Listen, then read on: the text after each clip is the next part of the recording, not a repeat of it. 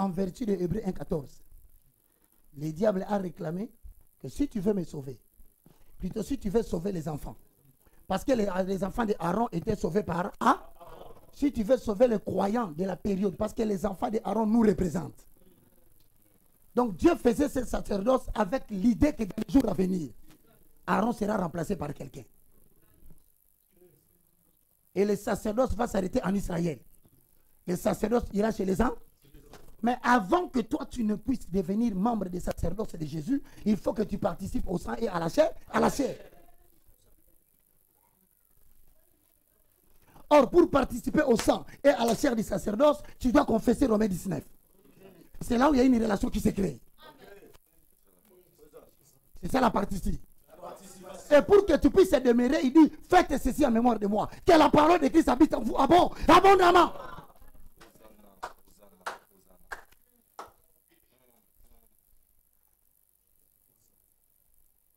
Mais maintenant, comme la lettre tue, c'est l'esprit qui donne la vie.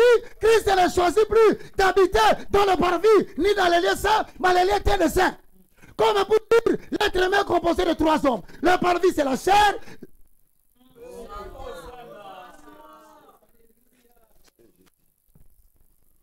Le lieu saint, c'est l'âme. Ce que la lettre tue, c'est le parvis et le lieu saint. Mais la lettre ne peut pas tuer les lieux saints. Parce que dans le lieu saint de saint, il faut traverser Jésus-Christ. Parce que c'est le voile qui empêchait l'accès. À tout moment que le souverain sacrificateur entrait dans le lieu saint, il recevait Jésus comme Seigneur et Sauveur. Parce qu'il devait passer par le voile.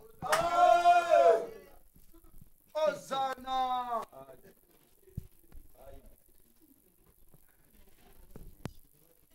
Le sacrificateur à travers le voile qui empêchait l'accès dans l'intimité de Dieu.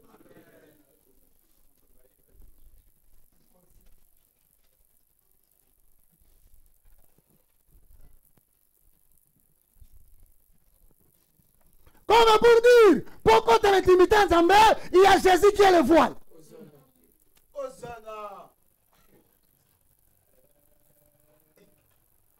Yangowana, lorsque la gloire de l'Éternel est descendue sur le front de Moïse. Mais comme Dieu était dans le front, il était impossible de voir le front. Moïse devait incarner sa loi, il portait le voile.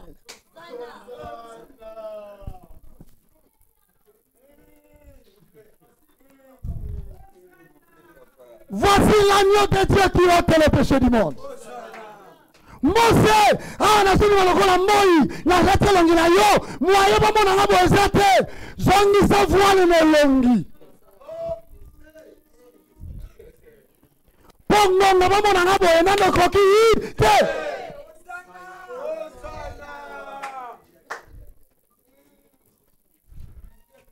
De tout le temps et de tout le siècle. M'a révélé aux gens. Moïse entrait, il prenait l'intimité, il mettait sur son visage. Mais Dieu disait, Moïse, le commandement sera divisé en deux. Non, le souverain sacrificateur ya Aaron, Yambakanga Vabakota. Hosanna.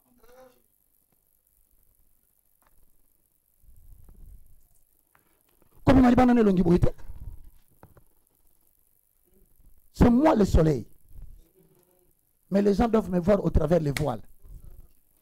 L'Ancien Testament a connu Jésus, mais de manière cachée.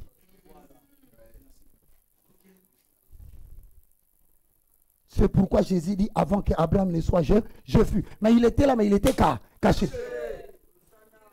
Et le souverain sacrificateur, pour demander pardon à Dieu, il disait à Jésus en tant que voile, je confesse de la bouche mon Seigneur Jésus-Christ, c'est le voile. Je crois dans mon cœur qu'il est récité d'entre les morts le voile. Et je suis sauvé. Après, c'est le cas moi dans la moto. Mais ngongo zali obogole kasu na voile ôté. Saya kamarebo senga.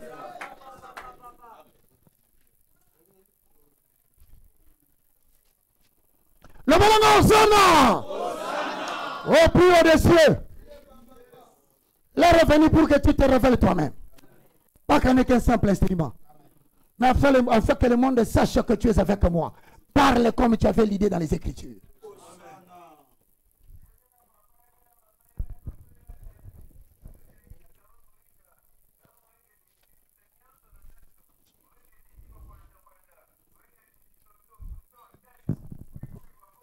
Lisez Hébreux chapitre 7, le verset 1.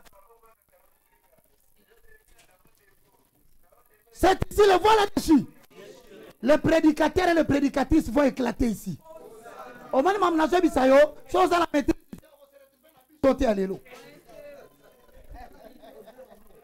Calmez, calmez, calmez. Pour ça, une décision.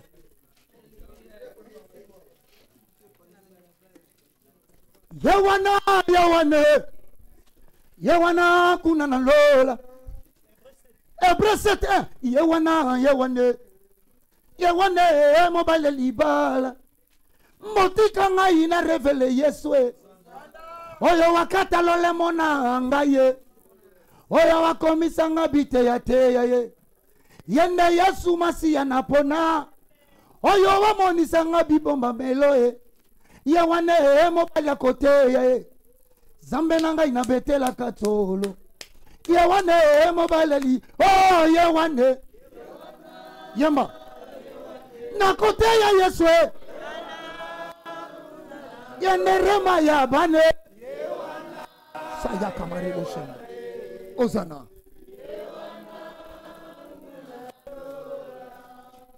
Lolenge mose atombolaki. Nyoka moteko kuna nesobe. Mwana na mpote pe atomba milelo. Pote ngaina yotobi kisama. Soki yotali yoko swalobiko. Soki yotali yevena ekokwe. Soki yotali yevoile ekokwe.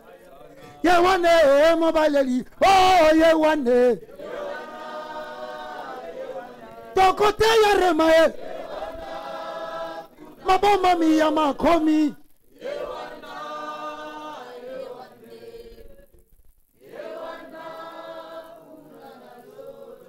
Yewana, Yewana, Yewana, kunana lora, ana koyemba, ana koteya. Sabona mobali royo, kolo yo langwi singa Yesu Masiye. Ngaina lingi yotika na te yakayo, ngaina lingi yotika na revele yo. Tu te souviendras de ma jeunesse. Hébreux chapitre 7, le verset 1. En effet, la puissance de Dieu va susciter des prédicateurs du nouveau moment. Dans ce monde, il y a l'assemblée à Sika. Dans le monde, il y a comme le pasteur des Aliboso, lorsque tu parles de Jésus, tu parles de voiles déchirées.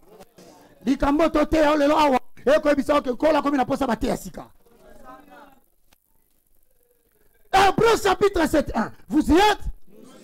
Décortiquons la révélation d'Aaron et de ses enfants. En effet, 1, 2, 3. 1. Sacrificateur du Dieu très haut, qui alla au devant d'Abraham lorsqu'il revenait de la défaite du roi, qui le bénit, et à qui Abraham donna la dîme de tout, qui est d'abord roi de justice, d'après la signification de son nom, ensuite roi de Salem, c'est-à-dire roi de paix. Qui est quoi?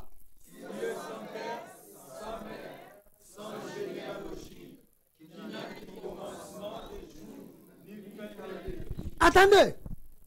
Qui a connu Melchisedec? Papa Melchisedec nani? Maman Melchisedec nani? Bana Melchisedec nani? Nani abima continue sacerdoce à Melchisedec? Yangona sacrificateur à kokani na Melchisedec. Pour la simana muta continuer. Il est un sacrificateur selon l'ordre de Melchisedec. Mais le sacerdoce est quelqu'un selon celui d'Aaron.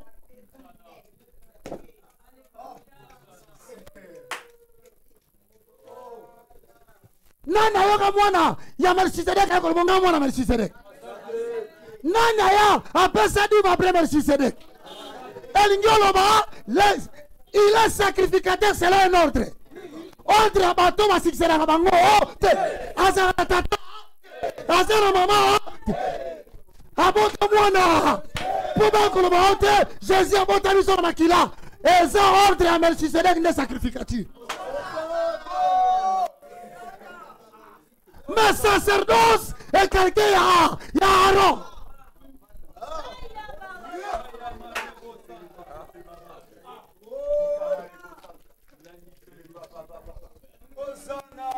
Et le monde saura que le temps de Daniel est arrivé. Il a dit, je répandrai ma connaissance sur vous. Après Zoloba, ordre au Yalandi. Et ça ordre à Melchisedec. Ordre à Melchisedec, l'homme qui n'a ni père ni mère. Ni généalogie. Parce que si on remet la généalogie, bananaye, qu'on se l'a lié par la chair et le sang.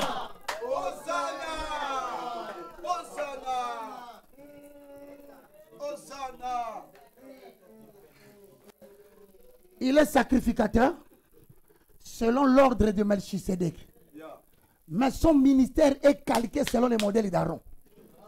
Autrement dit, on dit que selon Melchisedec, il est sacrificateur qui n'est pas remplaçable. Mais selon les modèles calqués d'Aaron, il va susciter des enfants d'Aaron. Donc, si vous voulez compter les sacerdoces, le tout dernier, c'est celui de Jésus. Si on vous pose la question pourquoi, tu dis parce que c'est selon l'ordre de Melchisedec. Les sacerdoces étaient transmissibles. Melchisedec appelle ça moutouté. Mais kokani na Yesu parce que Yesu a tikeli moutouté. Siko azanga tata azanga ma tata na ina. Balobi moi no comme mana libu mona yo. Aza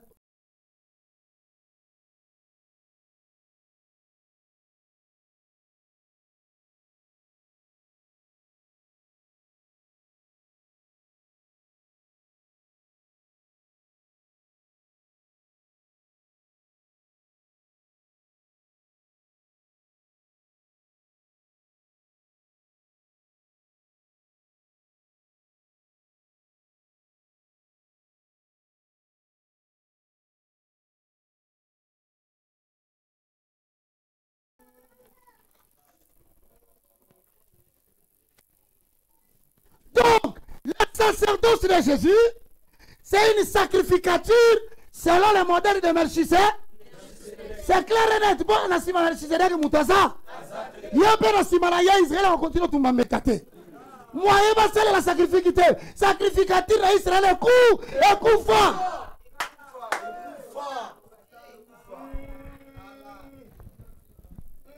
Mais le gars Melchisedec a beau tâter. A risqué à tirer la. Alors, il faut Nzambe à calquer un mot selon un modèle. Modèle à Pona, né Aaron.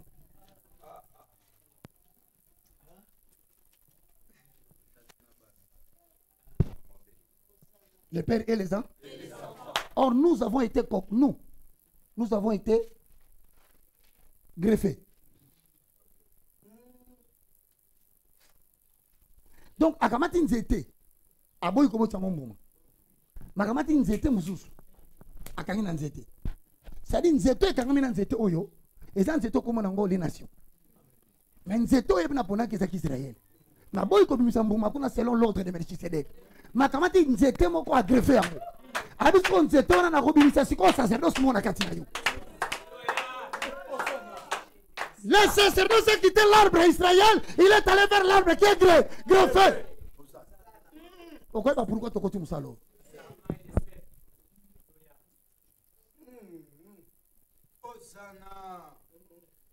Voilà pourquoi on ne parle pas de la filiation, mais on parle de l'adoption.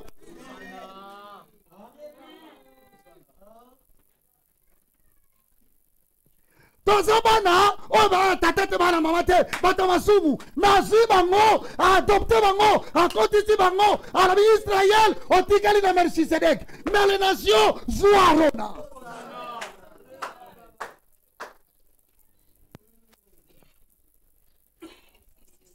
Oh frère, je ne suis jamais parti en Israël. Tout ce que je vous dis, c'est Israël lui-même qui me raconte ça.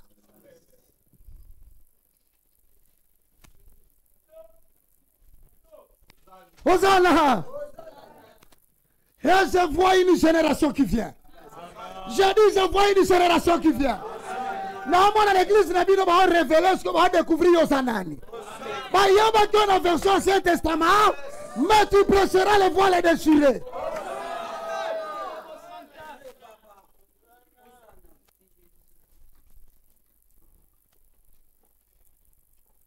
Si donc Aaron représente qui? Donc Aaron portait certainement les vêtements du souverain sacré.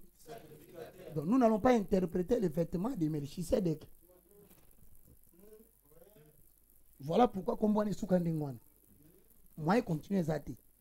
Pour Kombouana, Ezaka Kande, et l'autre, c'est ordre. Kokitama. Bojalisam. Ça le cola Melchisedec. Pour le simple fait que Melchisedec a sa tata, a sa maman, a sa pena moana, Kolo abota mona, que nous n'avons. Masou Babé tenait à l'okuta, je dis à Botati. Pour ceux qui abota qui, a connaître le même sort avec Aaron. Banane Bangaba Kota Nassase. Mais le but c'est de bicate. Il y a moi botate pour biologiquement monter à reproduire. Ce qu'on est bakati. Si quoi au lieu à botabiso n'engage un zoto à côté dans les liens saints des saints les liens de l'esprit. Il y a un chose que la femme qui avait les dragons poursuivi la femme qui était enceinte. Lucifer ne représente les dragons. La femme représente l'église. L'enfant c'est Jésus qui sortira par l'église. Alignez-moi la botama pour Anini. Parce qu'il sait que ce botama n'a kolonga masumunyoso. N'a kolonga liwa. Mais dans cela là, il faut incarner Aaron. Loba Aaron. Oh, Aaron était l'être humain. Botama na makira lama. Oh, yes, ça solinga kwa Aaron. Il faut botama pe na makira lama. Yangma bima na Maria boya Jésus boya Joseph.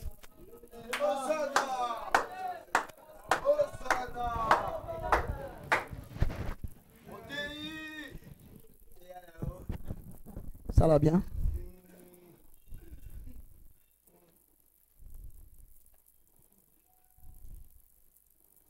Awa Tolinga a kitanase pour remplacer sacerdoce. Ça va bien. Sacrificateur selon l'ordre de Melchi. Mais sacerdoce est différent. Mutazo tumbambeka. Ni va bien que sacrifica. Mais et tumbelo de sacerdoce. Et nous avons dit que tumbambeka asa lokola Melchisedek mutu yasu yasuka mutumbi musu aroyate. Parce que s'il y a des sacrificateurs en grand nombre, c'est parce que la mort les empêchait d'être paix. Voilà pourquoi il y a ces cas qui le troisième jour. Parce qu'il va remplacer un sacrificateur 3 jours après. Or, tant qu'il va remplacer Nassé na mabele kope betamina zambi. Kolo olobaki Nassana ordre à Melchisedek. Il va remplacer Mbalamoko la grotte bouja. Coucou. Donc on remplacer l'agneauté.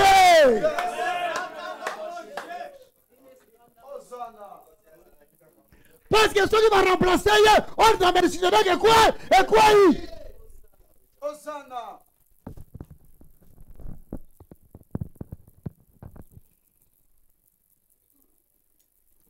La raison de la résurrection de Jésus, c'est pour empêcher le remplacement du sacerdoce selon l'ordre de Melchisedec.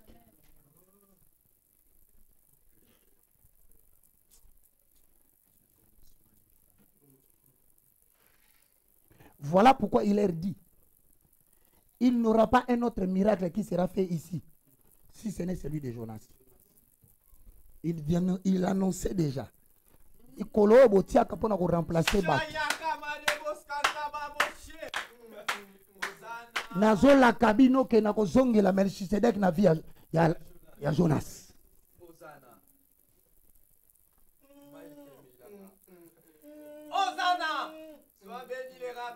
Mais cette fois-là, si Jonas a côté ni boumou mbisi, nga a côté ni boumou ya mwasi. Mais mwasi yango na kozoi libandati, kana kati ya mayi za troublé.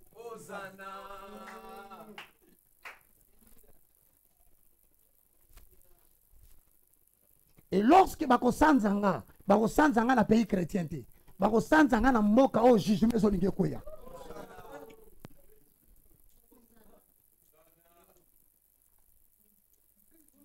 Et lorsque Jonas accepta d'aller à Ninive, à Tarsis plutôt qu'à Ninive, c'est là où Jésus-Christ est sur la montagne de Golgotha, tant à Foukami na Gethsemane na Binkolo na Kokate.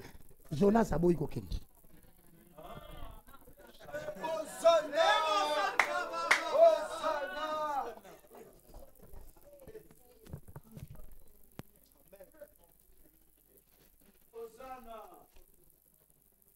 Le Belanga amène bien.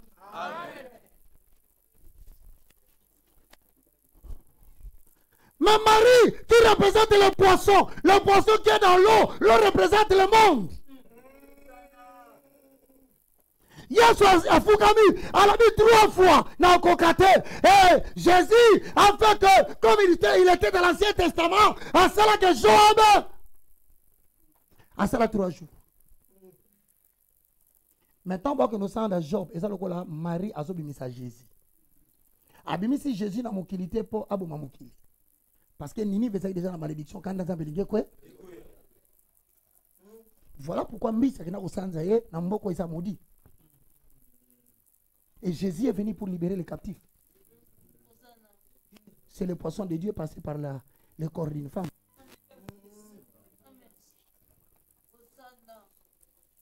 Mais maintenant, le problème, c'est quoi, mes frères et sœurs dans le Seigneur? C'est que le diable avait des exigences. Quelles étaient les exigences du diable?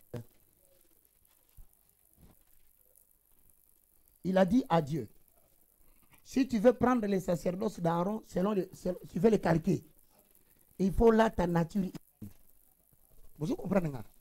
C'est-à-dire, Aaron, vous comprenez comme nous l'avons. Alors, que pour yo olonga liwa obi ki sabatuana, ba comme en affiliation na yo lokola ba na Arona, na sengi no ka loko moko, ko pesa ngelo ko mususute. Soko lingo bi ki sa fourmi, faut comme fourmi. Or tant que so comme fourmi, o est danger ni nozo courir. Batu baleke na munene ba ko nyata yo. Yango e bisaki oso ne koku.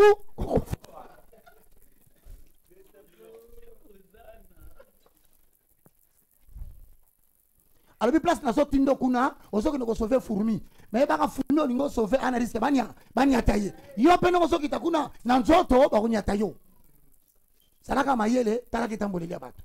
Yango ermo ko moni Jésus akimi.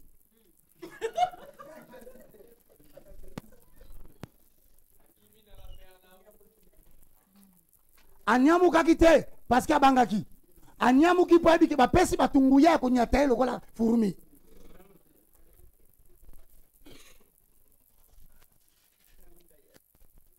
C'est mon Amen. Satan, alobi yango yoka balobi, atuna mutuna, qui est digne d'ouvrir le livre de vie? J'ai tenu l'Apocalypse. Mouton on dit bah, asa, mon ensemble comme un fourmi. Bah, je balula qui est gelou la bango. Bah, chéribé, balula qui chéribé, ne va pas bunda Satan, parce que retirer moi et c'est moi la bango bien. Mais c'est lui que le Père cherchait.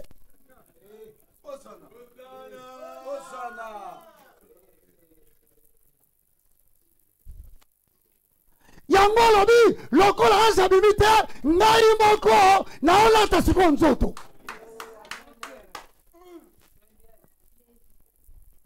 Na soki te na mabe. Or il y a un danger. Quand tu deviens homme, tu ne peux pas refuser les caractéristiques des hommes. Comment le ngobi sabatu ba caractéristiques na bango bo oboy.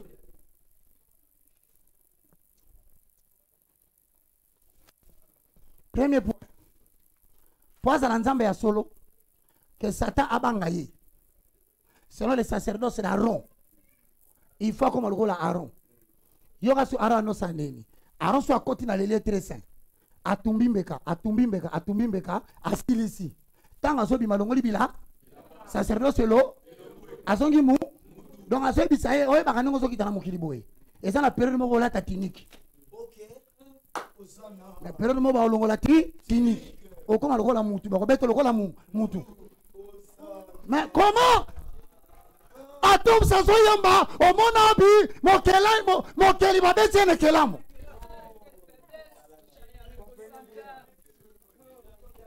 Zamba Monene, à la type, pour ça, bon moto, Ponatina Langaye, oh Yesu. Mokonza Mapinga Babetienne Basoda. Ponatina Nangaye, oh Yesu. Zamba Kambo, Azangi. On a tina nangaye. Oh Yesu. Atom Sambumba, tu as béni. Rentre dans l'adoration, mon frère.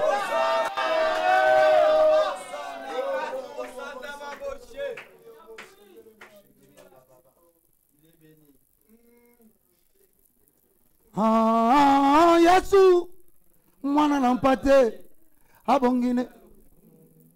Yango bayembi mwana pante. Mwana nampate. Asololi na satana. Balobi na ya ozo kita. Bakolongola yo tiniki ya sacerdoce. Lokola aro longolaka. Okokoma vulnérable. Mais alobi oui. Oui, pourquoi? Pour na tina nangai. Si quand on analyser. Côté ni nazalaki nzambe. Côté ni nakoma ki baka. Côté na koma ki kiasumbwa. Côté ni akoma ki yo Mardokai. Côté ni nakoma ki yo berger na loba na kitoko akoma ka yo. Si ko photo analyser na côté na ya nzambe, na tanga sana mukili côté ni nakoma ki moto. Ce qui est tombé que quelque part à Nzambe, quelque part à sa moto, c'est que y a l'agneau de Melchisedec. Amen.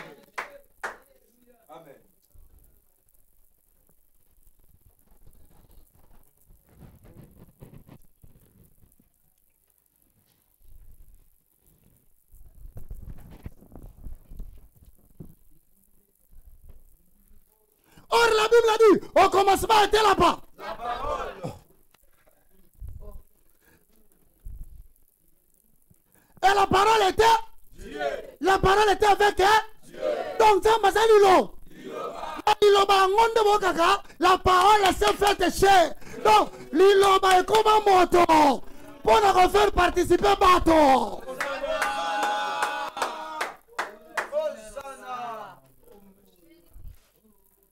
Voilà dessus. Mais s'il a participé, c'est quoi Ayaki Ndengenini, Jean chapitre 1, le verset 14.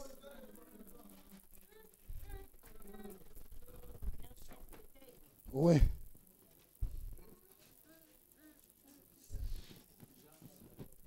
Il fallait Aaron afana kanaba. Répondre nga. Aaron afana kanaba.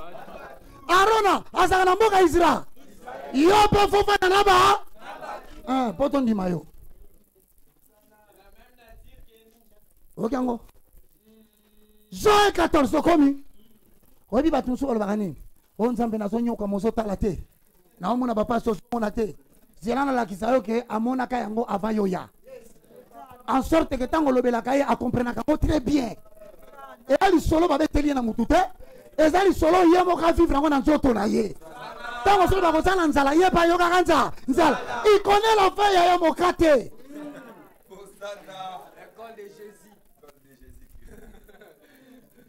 Berger, soyo qui fatigue, comment ngakate, aya qui lokola nzambe, mala qui fatigue lokola moto.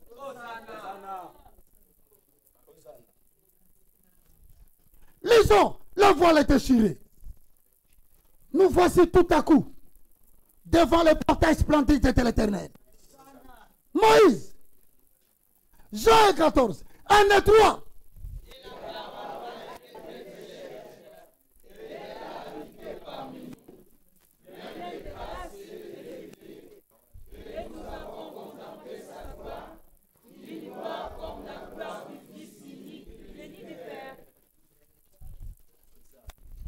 Liloba ezaki neba lokola baswani makasi na satana.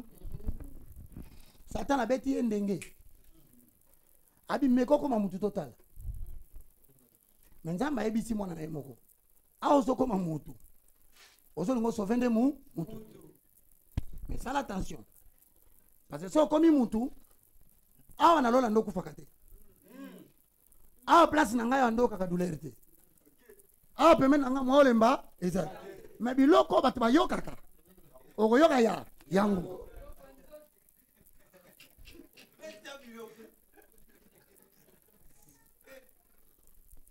Jésus a ozokita okoyeba ndenge nini bibi salalaka nzala okolala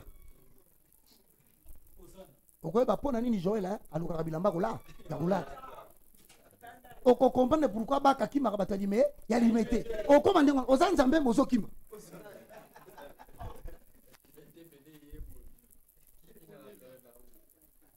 otikali nzambe a likolo na kangeda garde yango na nzoto lati wana oke ko sauver muta zakalolenge wana foko malolenge moto. So, est-ce qu'il y a-t-il des écritures qui démontrent que cette parole s'est accomplie?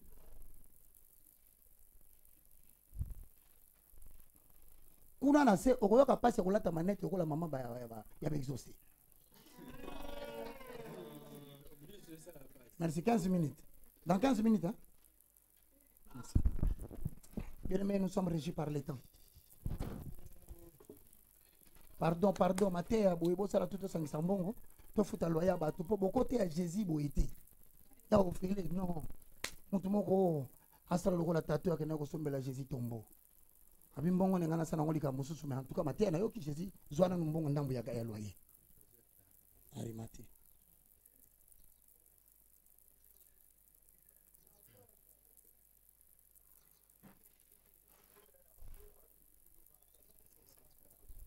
Est-ce que cette parole s'est accomplie? À la ligne, premier point. Oui, c'est une question. Ce qui nous conduit à un point. Comment la nature humaine de Jésus, humaine,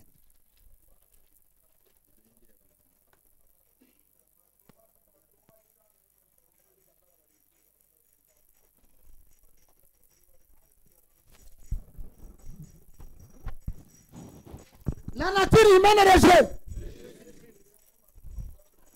Ah, les limites humaines. L'être humain est limité. L'être humain est limité. Il fallait maintenant que Dieu qui est devienne un homme limité. Et la Bible doit les attester. Pour que sauver mon total Kantambi. Pour sauver Moïse, au bout de la faiblesse à Moïse. Allez!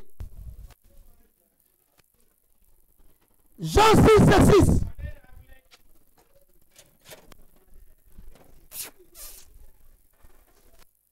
Jean chapitre 6, c'est le verset 6. C'est ici qu'il faut montrer que les limites des docteurs, Jésus l'a connu. Donc, yo kobe teli solo te que Jésus mikolo nananda kote. Osoka sa sokati. Ayebi kola libanda. Olingo bikisanga molingo koma lokola ngate. Faut pas attester ka koma ilokola yo nongo sala osonyo kwama. Ayebi loko sonyo po alata nzoto. Sona nzoto wana alakisa batu ke boko bangisanga ite. Vous n'allez pas m'intimider moi Jésus.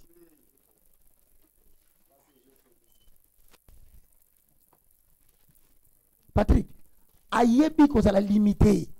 De fois on se mettait sur l'anda kuna yo, au cas si neta zo kate, albina bisololo, tala, Patrick, na yebi lo ko zo betawana.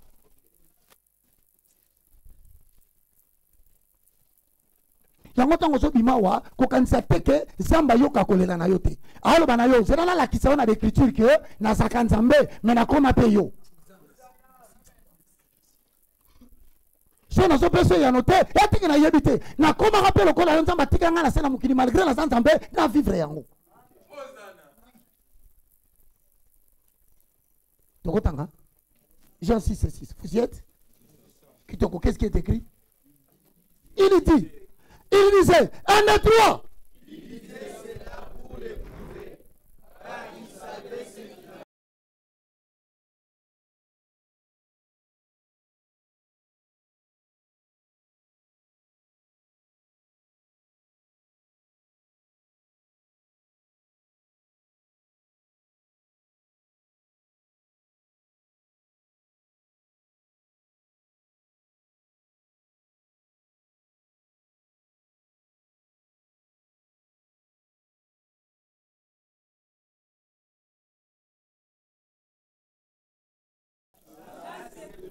Là c'est trouvé. 1 et 3. Là s'est trouvé le puits de Jacob. Jésus, fatigué du voyage, était assis au bord du puits. C'était environ la 6e heure. Une femme de Samarie vint puiser de l'eau. Tellement wana. Bandela partout, wana. 1, 2, 3. Là se trouvait le puits de Jacob. Là se trouvait le puits de Jacob. Et Jésus quoi? Fatigué du voyage. Moi la montagne est-ce que yo lembaka te malakisi yo ke kobetelanga masolo bolembu te lokola nayebi yango te na participa na sacerdoce ya Aaron nayebi bolembu ezalaka ndenge quand tu es fatigué Jésus est fatigué en toi yo moko asala ndeni bokotelema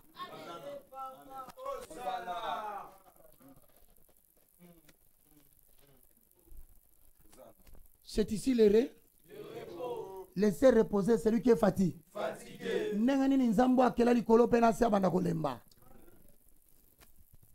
Or, en lui habita corporellement toute la plénitude de la divinité.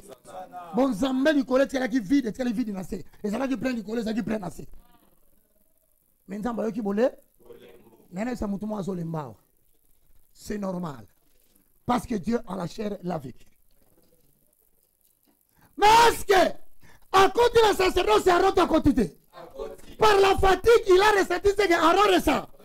Mais la question, c'est de savoir, il a ressenti ça en tant qu'homme ou en tant que Dieu? Ésaïe chapitre 80, verset 26. Je lisais Ésaïe 40, 26.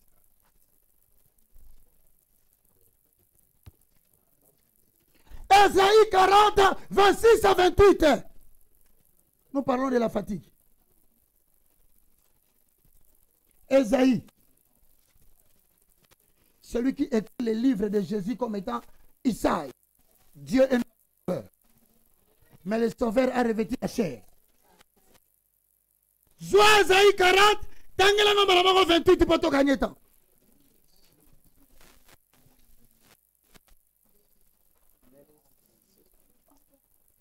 Vous y êtes? La fatigue. Ésaïe 40 à 28, vous y êtes? Lisons. 1, 2, 3.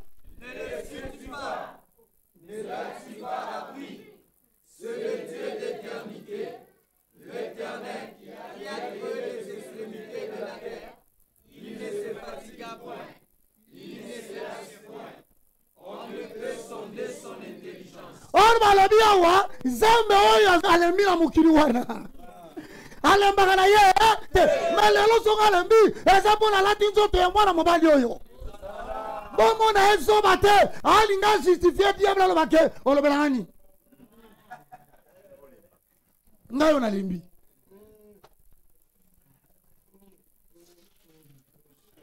wana siko sacerdoce areba nikolo kolongwa. Tu ne peux pas sauver l'être humain sans prendre la forme de l'être humain. Et si tu prends la forme de l'être humain, tu dois prendre les caractéristiques de l'être humain. Et là, voilà Moïse à ça l'angoté. Yango, j'adore Jésus. Il y a les bosses de mon ifa.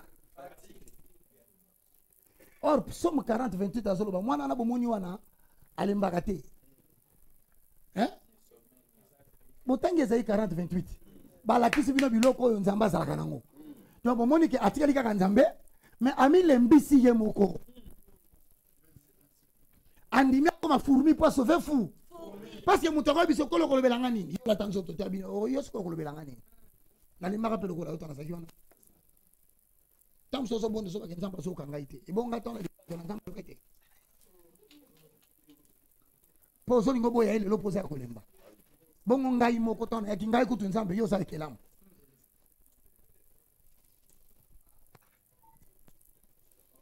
Nzambe na komi na ngako lemba mikolo nde na mona banzali so lekanga biyo yo kutekelamu c'est normal olemba menga na nzambe na ni na longola bo nzambe na ngai na lata yo na koma pe mutu alemba so so bana so yo kaote bongo tangu nga na lembaka ese nzamba mona kateke na so lemba apesa ngai ya nombala moko le bana foteka nga muno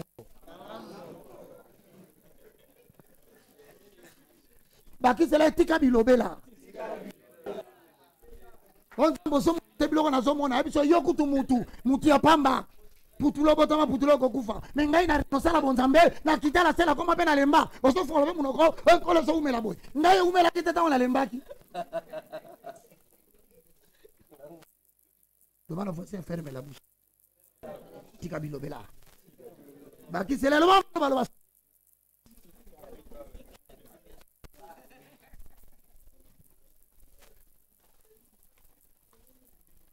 Tant que Zobima va se repentir. Oh, na ataka Kanzambe. Yo, ataka Nzambe.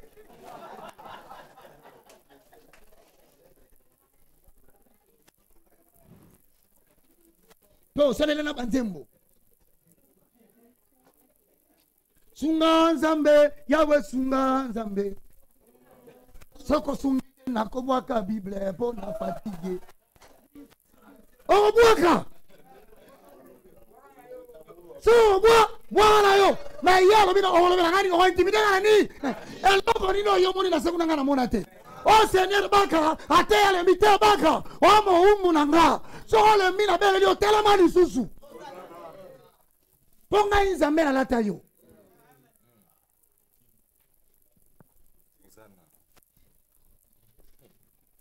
Allez, vous savez l'église de veille pour voir que ça bouteille moutale mbakate.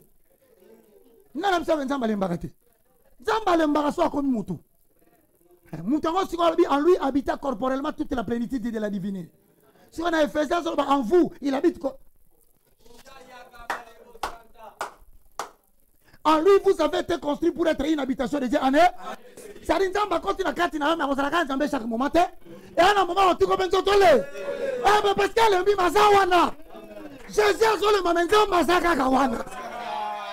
Bolembu na yo la kiti de Nzamba zate. Oh yalinga yeba yo na kura. Ake ne simba 66 600 forte. Encore que kura c'est la kacha bolé. La bolembu.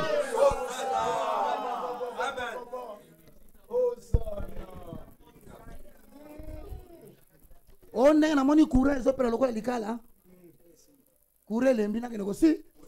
Quand ça n'a raté, Bible dit que nous devenons faibles extérieurement. C'est alors que nous devenons de plus en plus forts à l'intérieur. Un chrétien comme un moment très difficile, Keba et un gongo sans avant dans ma casse. Il y a un mot qui a mis la parole, ma puissance s'accomplit dans la faiblesse. Ni ma cause à la nanga me olemba. Et Rosolemba n'est pas là que ça va tout que la télé misaka. Et ma autre là, pourquoi il n'est là que la télé misaka.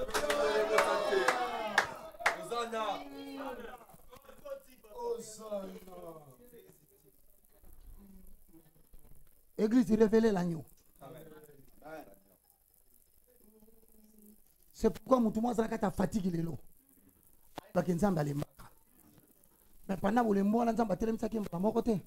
À ceux qui peut-être moins 4 et 3 heures du temps, à ceux qui a collé. Si il y a une semaine, il n'y a pas de problème. Pour y avoir un peu moins, à 3 heures.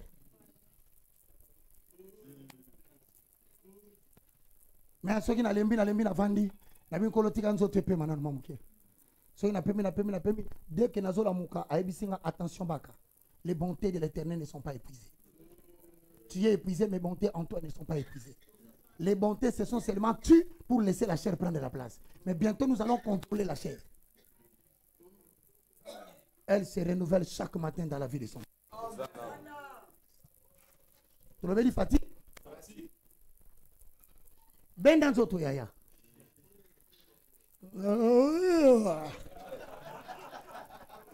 Le man français c'est normal. Mon sou soit ba ka bongo te asaka betirimate. Ya fioto la kakaka. Voilà. Batuni nini eza bolé olembu. Aluki dollar aso swati. Nenga bebi soto za kolemba ah ndako nanu to fu tite moi to bo eza te po yo pa lembaka so ki yo moko nzamba ki na nzoto alembi e bongo biso batito lemba te pona eza normal chrétien ko sa te bolembo eza attaque on a terminé muri ma fatigue yo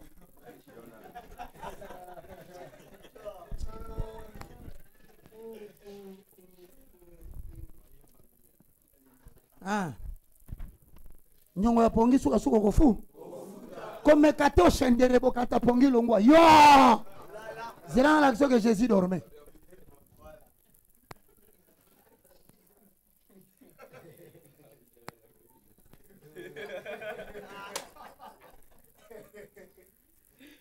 Matthieu chapitre 8 le verset 24 avalons la roue oh Dieu béni l'IFC S'il te plaît, tu comme prêter à Kaka, la parole est révélée. Tinde la biso batu musuba batala bamir, musuba batala batante, ton passo la l'agneau. Amen. Ah, bien aimé, dans 5 minutes, nous avons fini. Matthieu 8, chapitre 24. Vous y êtes? Tu aussi, tu as fatigue. On a un sasson remplacé par Aaron. Moutou anzo, tu as ça limité. Il y a pas ça que Aaron n'a que, n'a yeux, on a beau autorité. Est-ce que vous y êtes? Qu'est-ce qui est écrit? Allons-y. 1, 2, 3.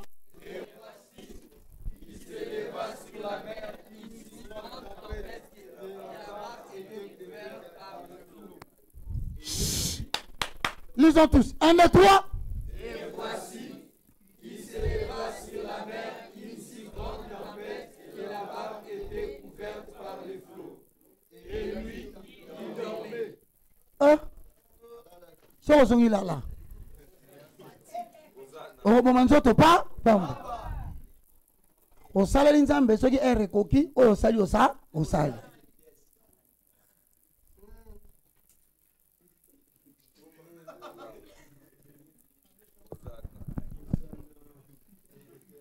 Le bana voisin.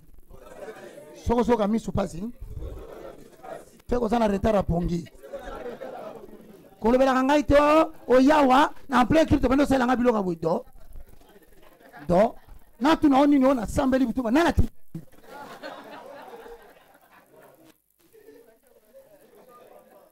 Le bana voisin Jésus dormait. Ça dit Jésus la lipo. Alors ta pando. La kapolota. Moïse lala. Tuna mutuna. Akasi tozoyat. Baby singa la kata bandiko nangai. Oui, tozali Nathan. Si on peut to kata to kenembang. Ah balobi na so sabino likambo vous comprendre. Pour Jésus a sauvé mutu fala ko mamu. Or balobi mutu ala. Yango nzambe abisaki na seko no so kendo konyo kwama. Parmi konyo kwama, olala ka pepo. Soko tala attention muyibi ayibio tiniki. Akoti loboko na poche misi mbongo ake. Jésus ko lobate ko nganzambe ba yibinga bite, ba yibio lokwa nzambe te, ba yibio lokola moto. Yango ka batu so asolo na bino, ondeni bino ko sambela ka mebosanga. Oh, ya. Bazo yiba biso to sanga lokola ba batu. Me lokola ba nzambe to sanga ka te. Aaron abane ko la. Aaron le biso ngo remplacer Jésus. Lala nandi mayo. Jisabi otie tembe. Ziana kita. Masuwa boy abane remplacer Aaron na dimension fatigue pongi. Et puis azola la ngongani. Malamu mutala na moyi na moki. Na ke ko lala la bana bata bengi. Na lobi bana bata be. Lokola benga yo wa tamutu. Oh, parce que mon ko inda la vie na yo. Alléluia, so yate. Kolo sala, kolo do sala te. Ma yawe oso sala na kufa bi la zela. So ko so sirika, ba yeko li ba mona. Imaginez mutu ko mona nzambe. Alala na kata masuwa. Bate kwater baloba mutu mutema mabeza mutu ko swani saona mokili, ma rappeler yango na mai.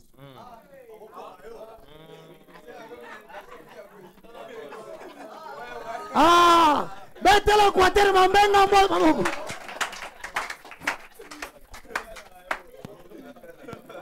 En fait, nazo sabandimi ya Yesu bozalia wa.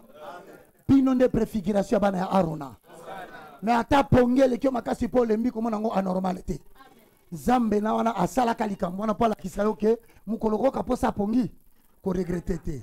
Lala. Mais malgré oso kaka ke zo telembi po na kata li situation oyo apesi exemple ko banini. Nazana batu na kata masuwa. Ngai mutu na bengi bango, mais vina bango eza en danger mais na olobelo te.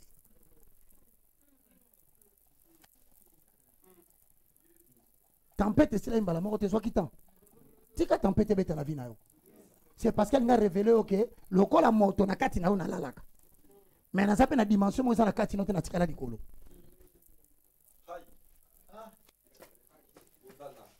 Et l'autre chose quand on a na mokili ça parce que ngana koti na kati na yo na kangi yo.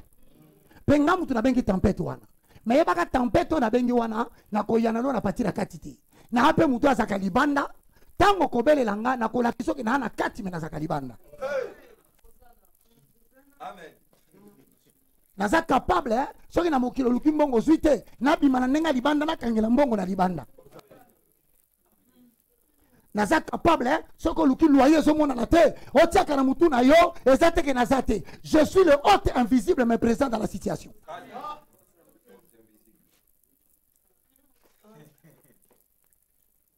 Siko okosirika nini? Onza pena monde tozo ebangali susu te. Ayebio. Ayebio. Yebisa français ayebio. Baki sela kanga munoko.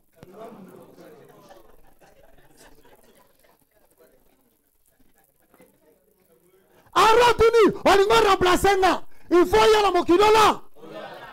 Aso sengala la pona nini? Parce que le ciel est opposé de la terre.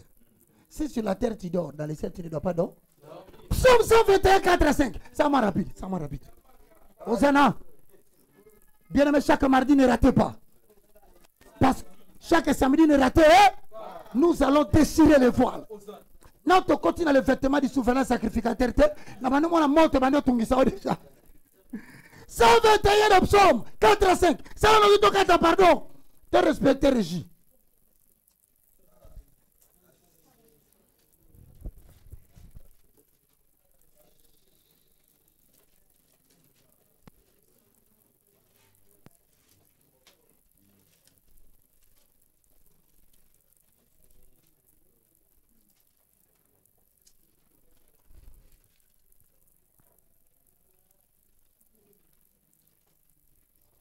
Saloki. Bogomi. Elominin. Voici, il ne sommeille ni ne dort. Celui qui garde Israël. Est-ce qu'on commence pas à être là-bas? La parole. La parole, c'est le gardien d'Israël. Le gardien d'Israël, c'est la parole faite chair. Chair, c'est Jésus-Christ Arena. Alors, il ne dort pas, il ne sommeille. Mais il dort dans Mukidala. Andima Bolembuna. Voilà les Kamboé Bisaïté. Kamunoko.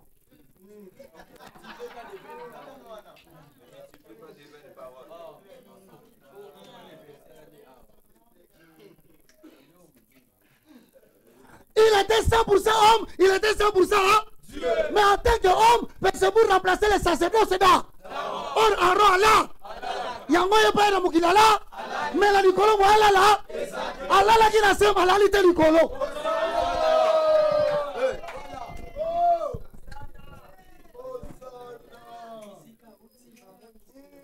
Docteur, ça va? Pour la mono talanga le colo ndenge Etienne la monaka Jésus. Ba bete mabanga so kumisa nzambe.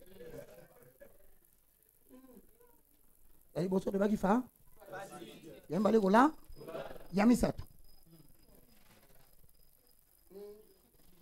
Matthieu 21, 18.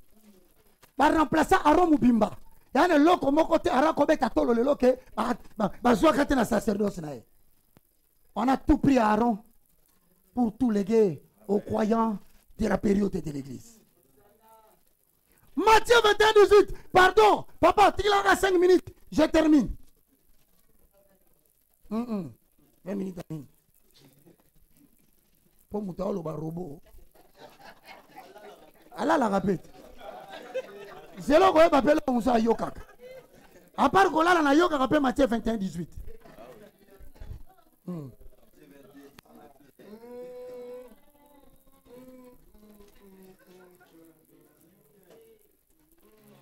Yango mona bisa moyibi mokonzi tango wayana mokonzi na yo obi kisanga alobi lelo osa kobi alobela kete lokola moto alobela ki lokola nzambe na pona kita la croix moyena kita esate pona croix na nzambe te la komi moto saya rabasenda Kora baba. Lokola moto moyena longana kulusu. Ezate ma lokola nzambe lelo. Okosala langala bokonzi ata.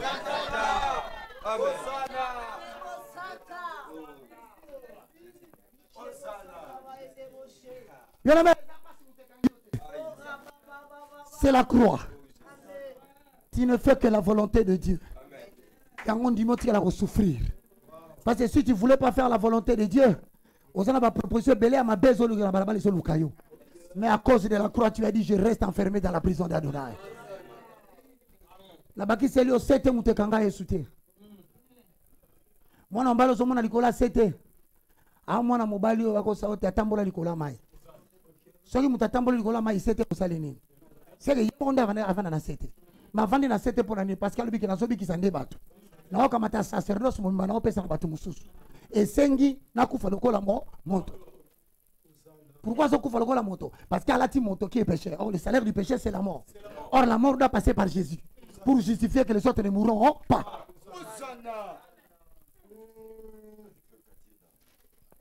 Est-ce que combien on a? Matthieu 28 et 18. 1 et 3.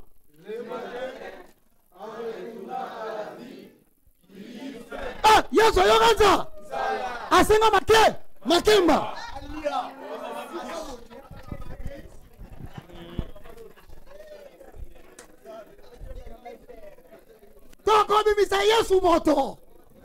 Il faut qu'on moto.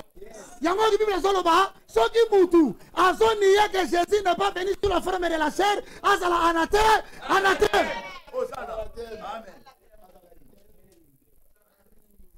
Tu connais qui na fati? Akokani na mo. Tu connais na po? Akokani na mo. Sigo to comme ayokinza. Yes, asengi madebolo. Madebolo.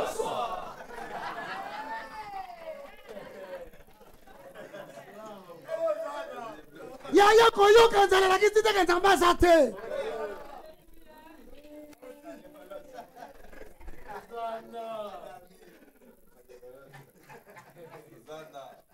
Kolo adu bosa la spaghetti nambwengi. Ndoko nangai. Nzale la kiti teke tamba sate. Na ko bisa mutu moka la kilo biboye. L'agneau a fait aussi ça pour toi. Il te montre cause en abilo nanda ko liana yo mena zakaka. Amen.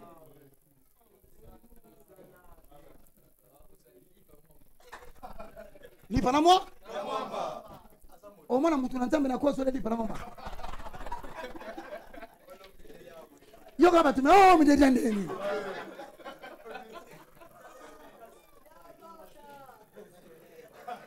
Ne ko tana so se prana Moïse bié.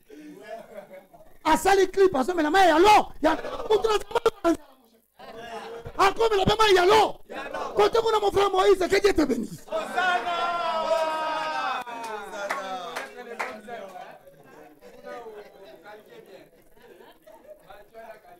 L'homme la bien so que yo kinzala la vie na yo et la kisite ko kufi et la sikite nzamba tikio Yesu alatanzo te moto asala n'occupe ayo kanza. Pourquoi Yokanza? Parce qu'il sait que toi tu auras fait un jour. Et à cause de cela, tu risques de l'abandonner. Maintenant, pour que tu ne l'abandonnes pas, il te dit, j'ai souffert comme un. Quand tu parles à Dieu de ta famille, hein, tu ne parles pas à un étranger. Oui, papa.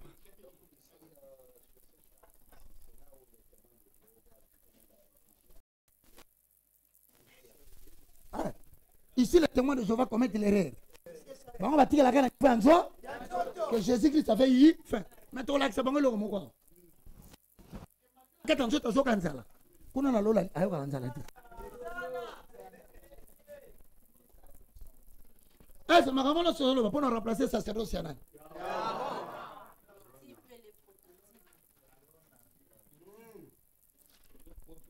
Ah ouais ayo kinzala. Montayo kanzala. C'est un lo moya kana simanzala. So ibilo ke mona nite mutamela kama ndio mona bato a clôturer journée na mai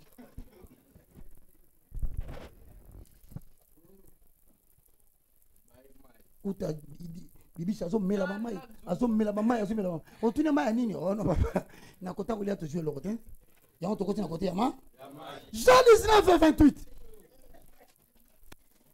okotambola lelo na nzambe ya bolembu mais o comprendre que bolembu longo nzambe te. Jean chapitre 19, le verset 28. Soyez bénis. Jean 18 et 28. Ah, 19 à 28. Vous allez là. Bande de robots à la biso. Bon, ça quitte la bande de connaissances. Au bazar déjà va quitter. Pardon, fille. Pardon, fille. Pardon, vraiment. Au moins, au niveau de comme il y a hauteur à chaleur. C'est au 4 ans, tu as la chaleur ôtée. Là, c'est ça qu'on a clôturé. Après cela, Yango. 1, 2, 3. Après cela, Jésus, qui savait que tout était déjà consommé, dit, afin que l'écriture fût accomplie, j'ai soif.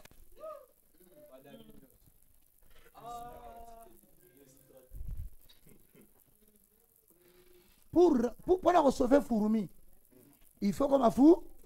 Comment on appelle ça? Par exemple, tu peux le roi Nzinzité. Comment Fouroumi total? Jésus a eu qu'il soit fier comme la main. Au moins que mon Dieu soit capable pour sa main. Même hier, mon qu'on a bon zambé na yé pour sa main exacte. Mais na bon moto, il y a comment qui parce que Satan réclama qu'il y a la tanzoto. Il connaissait tout ce qu'il risquait en bas.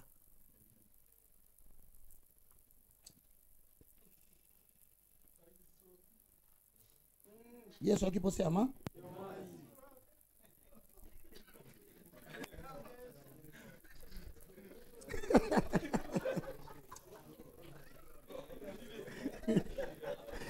Yango moni batu baloba, yo loba ki na biso za la source d'eau pure.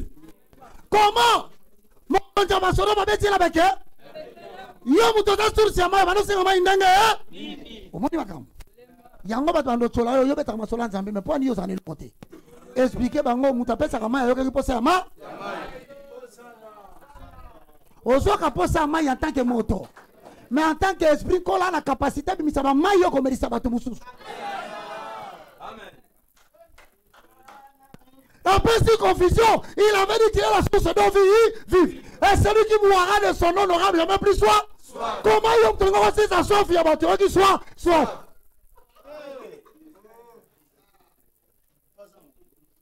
Pas comme 100% moto. Mais à Tikali 100% ça. 100% Zambé, c'est la source d'eau. Mais 100% Moutou, le rôle de la maille, il faut Moutou. Alors, ça m'a dit, mais il y a des moments.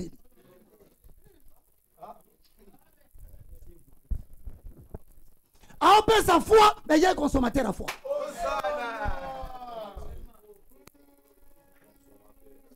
Et ça l'a mis, ma question soit caillée. Bon, le mois de Yoki, t'as caillé.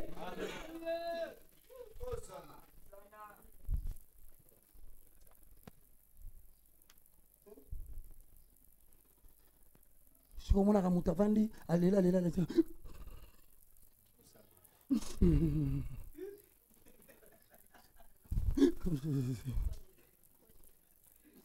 Ça s'appelle l'agonie physique. Un homme peut être agonisant. Mais or Dieu ne peut pas connaître l'agonie. Mais pour sauver l'homme, il faut qu'il éprouve ce que l'homme ressent quand il est dans l'agonie.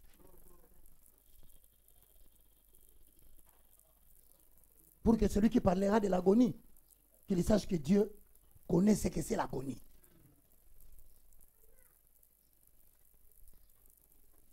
Est-ce que Jésus a-t-il connu l'agonie physique? Oui. Pourquoi? Parce qu'il voulait démontrer au diable qu'il va participer à la souffrance de l'homme. Et par cela, il va vaincre le diable. 1 Corinthiens chapitre 15, le verset 3.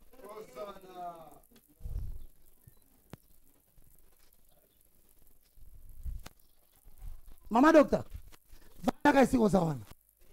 Comment au moins il y a un mot ça n'a pas de problème hein. Au 50 ans de réponse c'est zoyate.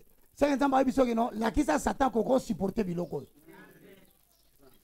Une manière de vaincre c'est de supporter aussi le brave.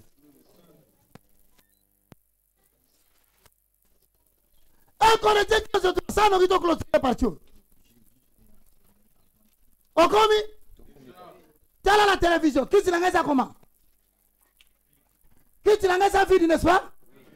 Nazakuna, mais Nazali a été.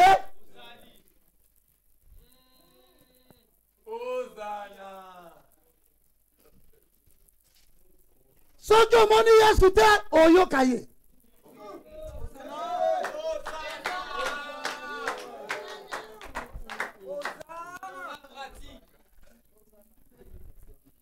Nayo na kiti na so. Est-ce que Moutatai Kolobakuna la Moutomoni Abazama Keseni?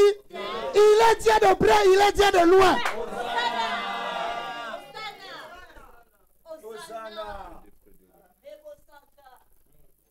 De près à ça, comme on a, de loin à ça, Koyo, Yakoyo, Belela Yakoyo Kayo. 1 Corinthiens 15:3. Tanga, 1-3. Je vous ai enseigné avant tout, comme je l'avais aussi reçu, que Christ est mort pour nos péchés, selon les Écritures. À la ligne, on conclut. Première proposition quant aux limites. Première proposition quant aux limites pour le changement des sacerdoces. Première proposition quant aux limites pour le changement du sacerdoce.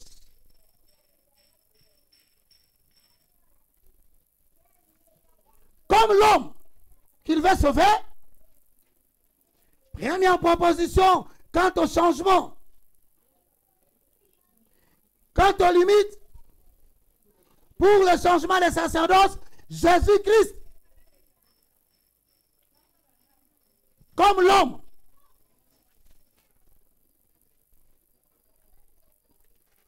Jésus-Christ est comme l'homme, il est sujet, à la fatigue. Pour l'homme, Jésus-Christ est sujet à la fatigue. 2, sujet à la faim. 3, sujet à la soif. 4, fatigue. 2, faim. 3, soif. 4, agonie.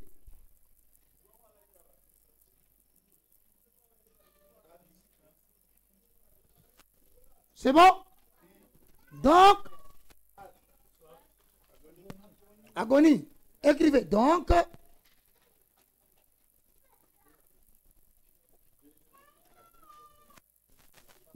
Jésus est sujet aux limites physiques à la nature humaine.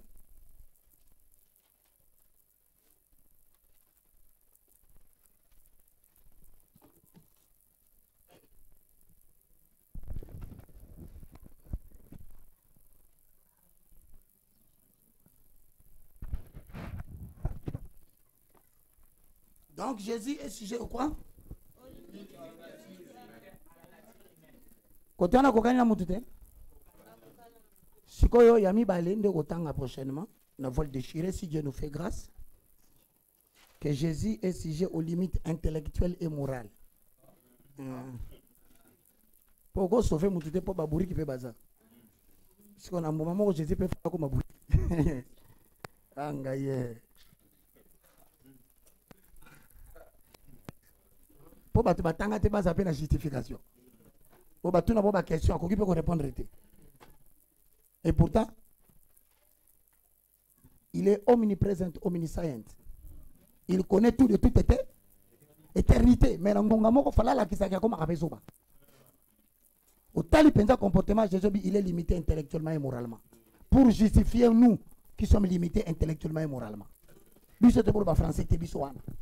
Toi la partie na biso pena makamba Jésus. Bete na koloma boko makasi. Oye maboko ano sebe kusoka mfanga. Bete pika kokoma. Ozo koma nyeso. Alandi Joël. Merci beaucoup. Vous voulez nous joindre pour suivre le voile déchiré? Venez sur Avenue Kimvu, la 253, chaque samedi à partir de 7h30 à 10h. L'inscription, elle est gratuite. Le cours est gratuit, mais les notes de cours sont là. Vous pouvez vous en acquérir.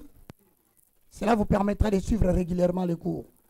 Cette université n'est pas une église. Ne confondez pas. Nous parlons ici comme une école qui s'appelle l'université de la foi chrétienne. Nous ne sommes pas une église, c'est-à-dire nous recevons tout le monde. Et parmi nous, il y a des gens qui étaient dans le kimbangisme, qui ont accepté de connaître Dieu, ils sont là. Il y a ceux qui ont fréquenté le message, ils sont là. Il y a ceux qui sont dans les 100 des derniers jours, ils sont là. Il y a ceux qui sont ici des musulmans, ils sont là. Il y a aussi de ceux qui ont été reçus par Christ, mais qui sont entrés dans la fourberie par la voie chrétienne. Babima Kao, debout. Vous êtes le bienvenu. Pour tout contact, au bas de l'écran, le numéro est là. Appelez-nous, venez nous joindre chaque samedi. Et chaque mercredi, nous avons le cours sur le fondement. Un grand merci à notre réalisateur FIA. Un grand merci à la prise de vue. Nous avons Stani, nous avons Finesse, nous avons Yoshi Lucilao. Nous disons un grand merci aux étudiants de l'Université de la foi chrétienne qui vont bientôt incarner une nouvelle génération de prédicateurs. Amen. Que Dieu vous bénisse. On acclame très fort pendant que la régie nous...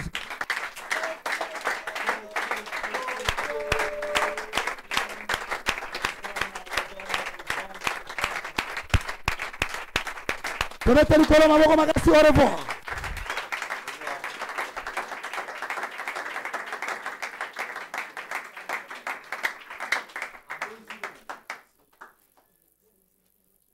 Nous attendons qu'ils prennent l'antenne.